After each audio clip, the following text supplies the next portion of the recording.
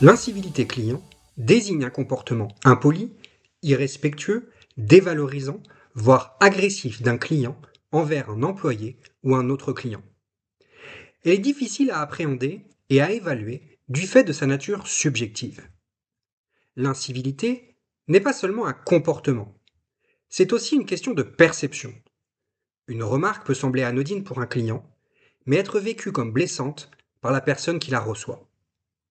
L'anecdote suivante, d'une ancienne caissière sur son blog Les tribulations d'une caissière, illustre bien cette idée.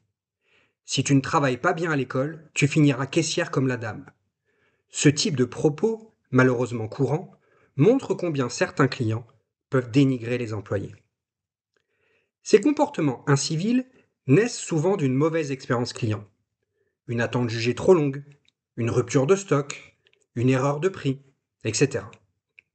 Les employés de première ligne, en bout de chaîne, deviennent alors les premiers exutoires de la frustration des clients, alors même qu'ils ne sont pas forcément responsables des dysfonctionnements. Ils les subissent parfois aussi. Mais la logique du client roi a longtemps renforcé l'idée que tout était permis aux clients. À l'heure où les incivilités se multiplient, les enjeux qui y sont liés sont majeurs. Une étude de SDI-PME en 2025 révèle à ce titre que 69% des dirigeants constatent une augmentation des incivilités. Ces dernières constituent l'une des premières sources de stress pour les salariés en contact avec le public. Elles peuvent conduire à l'épuisement professionnel, augmenter l'absentéisme et le turnover, et détériorer l'expérience des autres clients qui peuvent se sentir en insécurité. Les entreprises se doivent donc de réagir.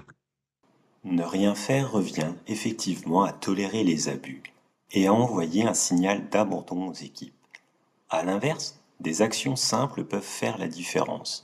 Former les employés à la gestion des conflits, faire appel à des agents de sécurité ou déployer des campagnes de sensibilisation pouvant déboucher sur des sanctions. En 2024, la SNCF a ainsi affiché dans ses gares les insultes reçues par ses agents, accompagnées du slogan « Vous trouvez ça violent? Nous aussi ». Aujourd'hui, même les entreprises les plus exposées aux jeux concurrentiels préfèrent perdre un client agressif plutôt que de laisser leur personnel se faire malmener. Le message évolue. Le client est certes important, mais pas tout puissant. Comme le résume une campagne d'Europecar, qui reste poli et courtois est accueilli comme un roi. Mais la communication ne suffit pas. Pour réduire durablement les incivilités, l'entreprise doit aussi s'interroger sur ses propres processus. Améliorer l'organisation, réduire les irritants, fluidifier le parcours client. Autant de leviers qui diminuent mécaniquement les tensions.